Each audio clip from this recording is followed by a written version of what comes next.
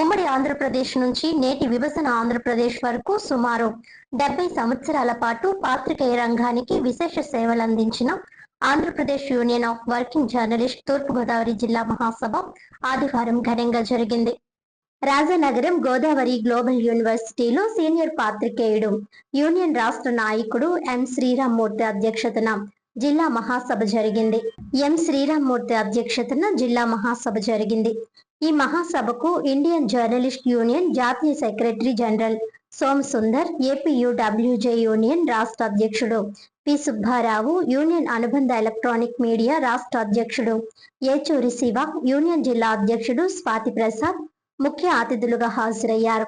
వీరితో పాటు రాష్ట్ర పర్యాటక శాఖ మంత్రి కందుల దుర్గేష్, ప్రజా ప్రతినిధులు బత్తుల బలరామకృష్ణ, ఆదిరెడ్డి శ్రీనివాస్, నల్లమిల్లి రామకృష్ణారెడ్డి, గోరంట్ల బుచ్చయ్య చౌదరి, మాజీ ఎంపీ జీవి హర్షకుమార్, మాజీ ఎమ్మెల్యే జగ్గంపూడి రాజా, జీజీయూ vice chancellor KVV Satyanarayana Raju, జిల్లా ఎస్పీ డి నరసింహకిషోర్, జిల్లా గ్రంథాలయ సంస్థ మాజీ చైర్మన్ బైరాజ్ ప్రసాద్ రాజు, సిసిసి ఎండి పంతం కొండలరావు, నిడదవోలు కేబుల్ నెట్వర్క్ ఎండి ప్రసాద్, తెలుగుదేశం నాయకులు ఘనికృష్ణ, డాక్టర్ గోరంట్ల రవిరామ్ కిరణ్ తదితరులు హాజరయ్యారు. తొలుత జిల్లా ఎస్పీ నరసింహకిషోర్ ముఖ్య అతిథులు జ్యోతి ప్రజ్వలన చేసి కార్యక్రమాన్ని ప్రారంభించారు. ఈ మహాసభలో ముఖ్య అతిథిగా పాల్గొన్న రాష్ట్ర పర్యాటక శాఖ మంత్రి కందుల దుర్గేష్ మాట్లాడుతూ, గత ప్రభుత్వం కన్నా కూటమి ప్రభుత్వం పాత్రికేయుల సంక్షేమానికి, అభివృద్ధికి కట్టుబడి ఉందన్నారు. త్వరలో రాష్ట్ర వ్యాప్తంగా పాత్రికేయుల కోసం స్పష్టమైన విధి విధానాలు రూపొందిస్తున్నామని, ఆరోగ్య వైద్య ప్రమాద బీమా, పెన్షన్ సదుపాయాలు ప్రభుత్వం యోచిస్తుందన్నారు. గత 70 సంవత్సరాలుగా పాత్రికేయ సమస్యలు, వారి సంక్షేమానికి కృషి చేస్తున్న యూనియన్ సేవలను, నాయకులను అభినందించారు. సమాజంలోని ప్రజా సమస్యలను ప్రభుత్వం దృష్టికి తీసుకువస్తున్న పాత్రికేయుల వృత్తి నేడు సవాళ్లమయంగా మారిందన్నారు. స్థానికంగా ప్రెస్ క్లబ్లు బలోపేతం కావాల్సి ఉందని, ఆ దిశగా పాత్రికేయుల సమస్యలకు పరిష్కారం లభిస్తుందన్నారు. ఈ కార్యక్రమానికి హాజరైన ప్రజా ప్రతినిధులకు, ముఖ్య అతిథులకు యూనియన్ ప్రతినిధులు మెమోంటోలు బహుకరించి దుస్సాలువాలు కప్పి సత్కరించారు. అదేవిధంగా ఈ రంగంలో ఎంతో కాలంగా సేవలందిస్తున్న సీనియర్ పాత్రికేయులకు కూడా సత్కరించారు. ఈ కార్యక్రమంలో నాయకులు శ్రీరామ్మూర్తి, కె పార్థసారథి, మోతా పార్థసారథి, గోపాలస్వామి, రమేష్ రాజా తదితరులు పాల్గొన్నారు.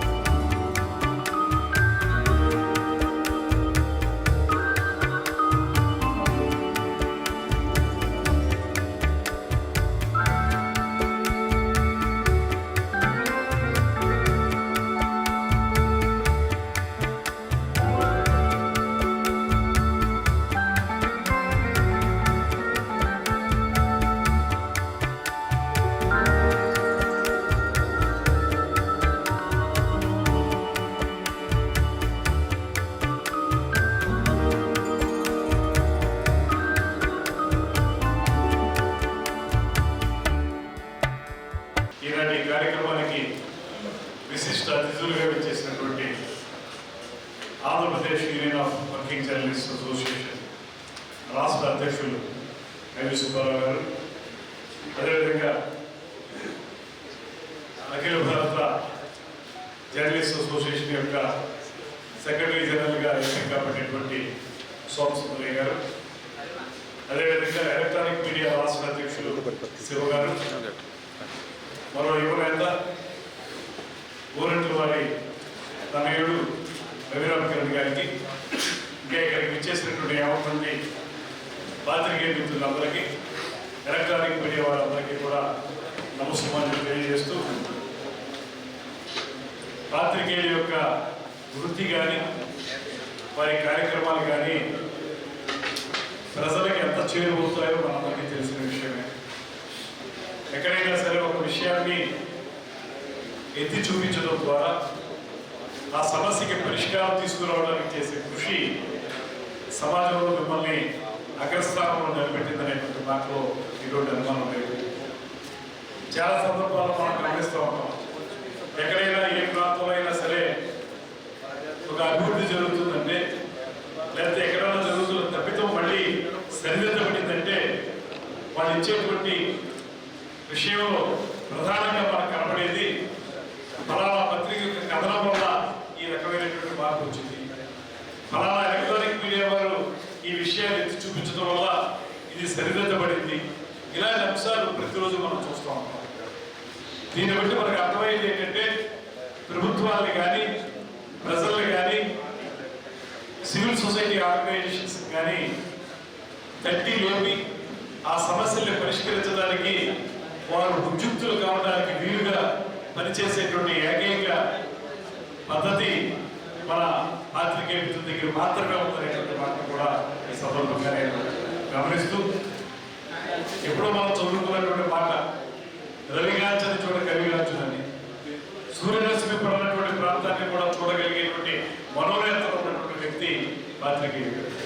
అందుకే ఆ విషయాన్ని గమనించి తెలుసుకుని వాటిని అధ్యయనం చేసి ఒక వార్తనిచ్చేటప్పుడు ఆ వార్త యొక్క ఆమూలాగ్రం కూడా దాన్ని పరిశీలించి అధ్యయనం చేసి ఇవ్వడం సాధారణంగా పాత్రికేయ చేసేటువంటి పెద్ద పని.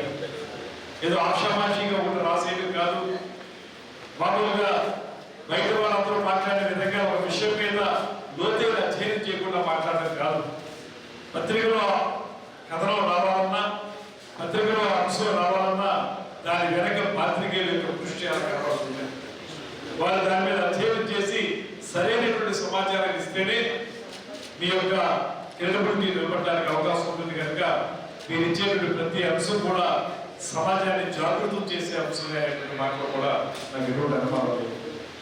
ఏదైనప్పటికీ కూడా పాత్రికేయుల వృత్తి గురించి, పాత్రికేయుల యొక్క కార్యక్రమాల గురించి చాలా పెద్దగా మనం వేదికల మీద చెప్తాం. కానీ ఎంత బాగా చెప్పినా పాత్రికేయుల జీవితాన్ని చూసేటప్పటికీ వారి జీవితంలో 75% చీకటి ఉంటుందనేటువంటి మాటలో కూడా ఎటువంటి అనుమానం లేదు. ఆ చీకటి కూడా ఆర్థికపరమైనటువంటి చీకటి. ప్రపంచానికి వెలుగునిస్తేనే వారు చీకటిలో ఉండడానికి కారణం ఆర్థిక పరంగా సరైనటువంటి పరిపుష్టి వారికి లభించకపోవడం. కొంత మేరకు స్టాఫర్స్ వరకు చూసుకుంటే వాళ్ళకి సరైనటువంటి అవకాశాలు కొద్దిగా గొప్ప వస్తాయేమో, కానీ ఎవరైతే కంట్రిబ్యూటర్స్గా ఉన్నారో, స్టింగర్స్గా ఉన్నారో, గ్రామీణ ప్రాంతాల్లో పనిచేస్తున్నటువంటి పాత్రికేయులకు మాత్రం వారి జీవితాల్లో పూర్తి స్థాయిలో వారు తప్ప, అక్షరం తప్ప ఇంకా ఏమీ మన వెనక ఉండదు. అలాంటి బలమైన వ్యక్తిత్వం ఉంటే తప్ప సమాజంలో జరిగేటటువంటి అనేక రకాలైన ఇష్యూస్ ని మనం అడ్రస్ చేయడము, వాటికి సంబంధించినటువంటి ఫలితాలని రాబట్టడం చేసేటటువంటి ఒక అనార్గనైజ్డ్ సెక్టర్. భారతదేశంలో 4 పిల్లర్స్ తీసుకుంటే మిగిలిన 3 pillars there is a clear definition. దానికి ఒక వ్యవస్థ, దానికి ఒక ఏర్పాటు. First has become a 4th pillar, though it is not an organized sector. మన రాజ్యాంగంలో చూస్తే ట్యాక్స్ ఎగ్జామ్షన్ ఇచ్చిన 2 సెక్టర్స్, ఒకటి వ్యవసాయదారుడికి ట్యాక్స్ లేదు, నెక్స్ట్ ఎవరికి లేదండి, న్యూస్ పేపర్కి ట్యాక్స్ ఫస్ట్.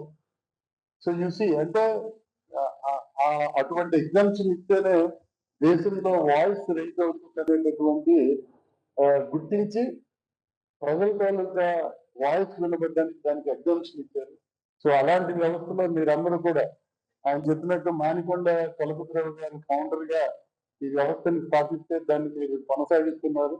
సో మీ అందరికీ మరోసారి అభినందనలు తెలియజేస్తూ, నాకు ఉండే టైపింగ్ స్కిల్స్ కానీ, ఆలోచన విధానం కానీ ఈ రోజు ఉందా అనేది కూడా మనం కూడా ప్రశ్నించుకోవాల్సిన అవసరం ఉంది. నేను అనపర్తిలో జరిగిన సమావేశంలో కూడా ఈ అభిప్రాయం ఎక్స్ప్రెస్ చేశా. మేము కార్యక్రమంలో పాల్గొని సోషల్ మీడియాలో ఆ ప్రోగ్రామ్ పోస్ట్ చేసినప్పుడు అందులో మాకు ఎవరైతే సోషల్ మీడియాలో ఆ విషయాన్ని టైప్ చేస్తా ఉన్నారో వాళ్ళు టైప్ చేసిన తప్పులు కూడా యథాతథంగా మరుసటి రోజు పేపర్లో ప్రచురితమవుతా ఉన్నాయి. ఇది ప్రతి ఒక్కరూ గమనించాల్సిన అవసరం. ఒకే వార్త పూర్వం మనం చూస్తే ఒక్కొక్క పేపర్లో వారి ఆలోచన విధానానికి అనుగుణంగా ఆ వార్త ప్రచురితం అయ్యేది. కానీ ఈరోజు చూస్తే అదే వార్త అన్ని పేపర్లోని యథాతథంగా ప్రచురితం అవుతాం, తప్పుతో సైతంగా. అది ప్రతి ఒక్కరూ గమనించాల్సిన అవసరం ఉంది. మీడియా రంగానికి అది ఆహ్లాదకరమైన పరిస్థితి కాదు అనేది మనందరికీ తెలిసిన విషయమే. జర్నలిస్ట్ మిత్రులు మొదటి నుంచి నాకు నేను మిత్రులే. రాజమండ్రిలో ప్రెస్ క్లబ్ కానీ కట్టడానికి కారణం నేనే. ఆ రోజున కొంతమంది పాత్రికేయులకు ఇళ్ల స్థలాలు ఇప్పించింది నేనే. కాకినాడలో కొన్ని ఇళ్ల స్థలాలు ఇప్పించింది నేనే. ఫ్యామిలీ హౌసెస్ కట్టించింది నేనే. వాటికి ఒక బ్లాక్ కటింగ్ ఇచ్చాను. ఇప్పుడు ఎకరం భూమి కూడా కేటాయం చేసాం హైవే దగ్గరగా. అట్లాగే మన టిప్లో కూడా కొంతమంది కేటాయం చేసాం. నా దగ్గర ఏదైతే అవకాశం దాంట్లో చేయగలిగాం. ఏమైనా రిటైర్ అయ్యే నాటికి ప్రతి ఉద్యోగి ఎలా ఇల్లు ఉన్నారు, జర్నలిస్ట్ కూడా ఇల్లు ఉండాలి, స్థలం ఉండాలనేది ప్రధాన ఆశయం ఉండాల్సిన అవసరం ఉంది. ఏదో కొన్ని కారణాల చేత డిమాండ్స్ పెరుగుతాయి. అనేక సంవత్సరాలు మా చిన్నప్పుడు పత్రిక నుండి అంటే ప్రింట్ మీడియా ఒకటే ఉండేది కానీ ఈ ఎలక్ట్రానిక్ మీడియా లేదు. అప్పుడు విలేకరులకి ఎంత గౌరవం ఉంది అంటే ఒక వార్త రాసుకోవాలనుకుంటే ఆ వార్త రాయించుకుని అది కాగితం మీద రాసుకుని ఆ ఆఫీస్కి వెళ్ళి 5 రూపాయలు ఇచ్చి ఆ నెక్స్ట్ డే పేపర్లో వస్తే చూసి సంతోషించి చాలా సంతోషపడేవాడు. ఇప్పుడు అన్ని మారిపోయింది. ఇప్పుడు వార్త భాషలో ప్రతిసారి దాడులు జరుగుతుంటాయి. ఆ దాడుల్లో ఈ రాష్ట్రం వాళ్ళు దెబ్బలు ఉంటారు. పైగా వీళ్ళ వచ్చి బ్లాక్ మెయిల్ చేశారని చెప్పేసి ఎదురు ఆరోపణ చేయడం, కేసులు పెట్టడం కూడా జరుగుతుంది. మన సభ్యులు కూడా కొంతమంది ఎలాంటి ఇబ్బందులు ఈ మధ్యకాలంలో మనం ఎదుర్కోవడం జరిగింది. ఇటువంటి వాటికి ఒక పకడ్బందీ ప్రణాళికని మనం రూపొందించుకోవాల్సిన అవసరం ఈ వేదిక మీద ఉంది. ఖచ్చితంగా మన శ్రీరామూర్తి గారు వచ్చిన తర్వాత దీనికి సంబంధించి మనం ఎదుర్కొన్న సమస్యలు, అలాగే కార్యాచరణ ఏ విధంగా ఉండాలి, భవిష్యత్తులో ఇటువంటి సందర్భాల్లో మనం ఏ విధంగా వాళ్ళని ఎదుర్కోవాలి, ఈ తప్పుడు కేసుల నుంచి ఎలా బయటపడాలనే అంశాన్ని కూడా మనం పూర్తి స్థాయిలో చర్చిద్దాం. ముందుగా ఇక్కడికి ఈ 8 నియోజకవర్గాల నుంచి నియోజకవర్గానికి ఒకరు చెప్పిన 1 నిమిషం మాట్లాడితే, కేవలం 1 నిమిషం మీరు ఏం చెప్పాలనుకుంటున్నారు, మీరు అక్కడ ఎదుర్కొన్న సమస్యలు ఏంటనేవి దయచేసి ముందుకు వచ్చి చెప్పండి. ఒక్కొక్క నియోజకవర్గం నుంచి పిలుస్తారు. మీరు రాజమండ్రి సిటీ ఎవరిని మాట్లాడతారా? గోదావరి జిల్లా విభజన జరిగిన తర్వాత వాస్తవానికి 3 జిల్లాలు ఏర్పడింది. ఇటీవల కాలంలో పోలవరం జిల్లా కూడా వచ్చింది. ఇంత చాలా పెద్ద జిల్లా ఇది. ఈ జిల్లాలో దాదాపు ఒక 3 దశాబ్దాల నుంచి జర్నలిస్టుల హక్కుల కోసం, సంక్షేమం కోసం, జర్నలిస్టుల సమస్యల పరిష్కారం కోసం ఏపీయూడబ్ల్యూజే తూర్పుగోదావరి జిల్లా శాఖ ఎంతో సమర్థవంతంగా జర్నలిస్టుల సమస్యల పరిష్కారం కోసం కృషి చేస్తూ వచ్చింది. అయితే విభజన జరిగిన తర్వాత మనం ఇమ్మీడియట్ గా వెంటనే ఉమ్మడి జిల్లా సమావేశం జరుపుకుని కోనసీమ అంబేద్కర్కి, కాకినాడకి, అలాగే తూర్పుగోదావరి జిల్లాకి కమిటీలు వేసుకోవాల్సి ఉంది. ఆ విషయంలో కొద్దిగా ఆలస్యం జరిగింది. ఇంతకాలానికి మీరు తూర్పుగోదావరి జిల్లా, ఎందుకంటే పశ్చిమ గోదావరి జిల్లా నుంచి కూడా 3 నియోజకవర్గాలు ఈ ప్రాంతంలో మన రాజమహేంద్రవరం పరిధిలో ఉండటం, అలాగే ఇప్పుడు కొత్తగా మండపేట కూడా సంస్థాగతంగా నిర్మాణం అన్నది అనివార్యం. దశాబ్దాలుగా నడుస్తున్న ఏ వ్యవస్థలో అయినా సంస్థాగతంగా బలపరుచుకోవడానికి తీసుకోవాల్సిన నిర్ణయాలు తప్పనిసరి. కాలక్రమేణా పరిస్థితుల రీత్యా ఎప్పటికప్పుడు సంస్థాగత నిర్మాణాన్ని బలపరుచుకున్నట్లయితేనే మన తాలూకు ఆలోచనలు కానీ మన తాలూకు హక్కుల్ని పరిరక్షించుకోవడంలో కానీ సంస్థ మీద విశ్వాసంతో ఉన్న సభ్యుల యొక్క హక్కుల్ని కూడా పరిరక్షించడానికి అవకాశం ఉంటుంది. దానిపైన సంపూర్ణమైన విశ్వాసం కలిగిన వ్యక్తిని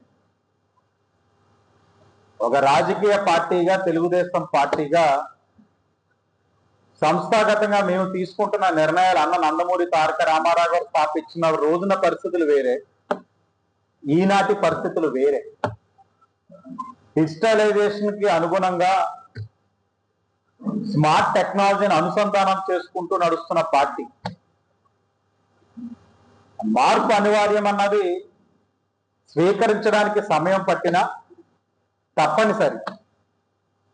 అలాగే ఫోర్త్ ఎస్టేట్ గా పిలువబడే మీడియా సంస్థ వ్యవస్థ పాలసీ మేకింగ్ లో కానివ్వండి,